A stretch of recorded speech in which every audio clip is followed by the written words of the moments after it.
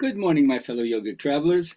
I'm mighty glad to be alive today, and I hope that you are too, as we continue to live, laugh, love, learn, linger, and live the life we love.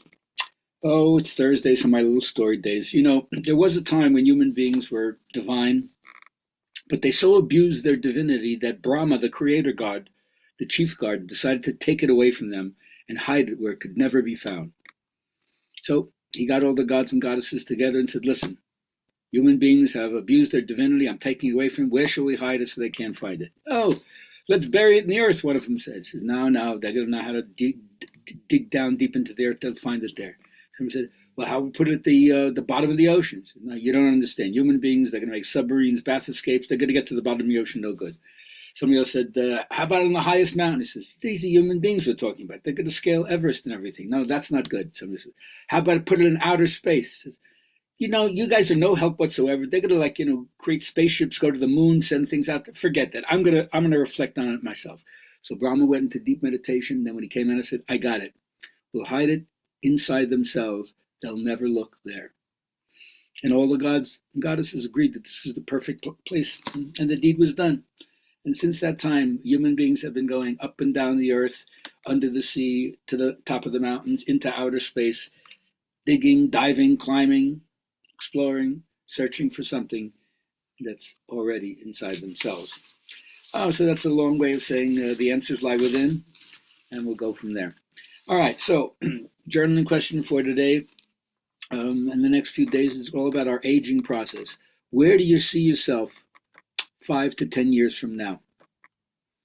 If you're younger, and it's good to set a course, have a vision for yourself so that you begin with the end in mind. If that's where you want to end up, what are the steps you're going to take between now and then to make that happen?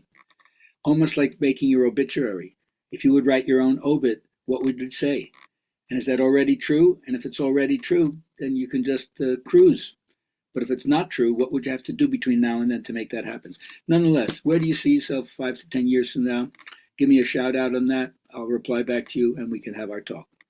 Now, we are never asked to accept things blindly. One of my old mentors, Timothy Leary, used to say in his acronym QATFY, question authority, think for yourself.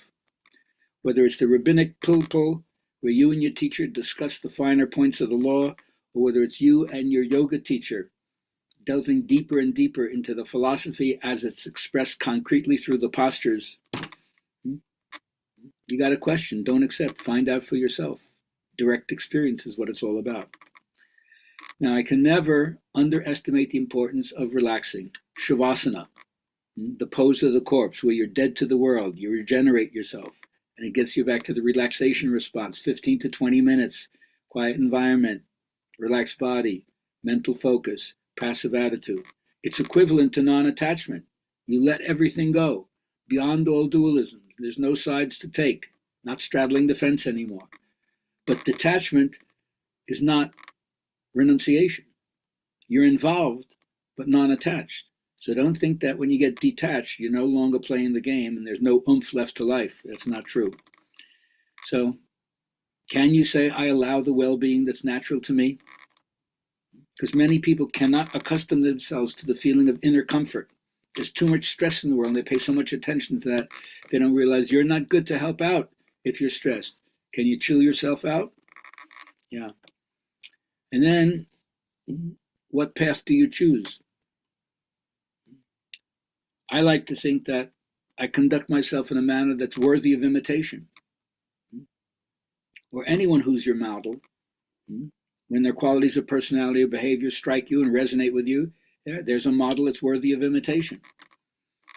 And so I choose non-situational integrity and not expediency. I have to keep my ethics going no matter what, and sell out as little as possible. So the whole idea for me about awakening is that it lifts every individual out of their own personal preoccupations into a wider sphere. Strangely enough, what I call the ego self with a capital S axis, you encounter that through the inferior function, for the weakest part of your personality, which you're always trying to hide or pretend it's not there or feel so much shame about it that you don't even want to recognize it. But that weakness turns out later to be the savior. So there's something about allowing the vulnerable and fragile parts to come up and get healed that helps a greater integration. So it's the awareness of and acceptance that there's something beyond the ego that supports us. That's the transpersonal dimension. So you have to do some archaeology, personal archaeology, digging deep into your own life, and of course uncover some traumatic events that may have shaped you in your early years, and now which you have unconscious beliefs about yourself.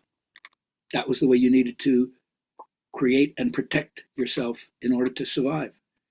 But now that doesn't work anymore. You're traveling in different waters. No need to navigate yourself as you did in the past.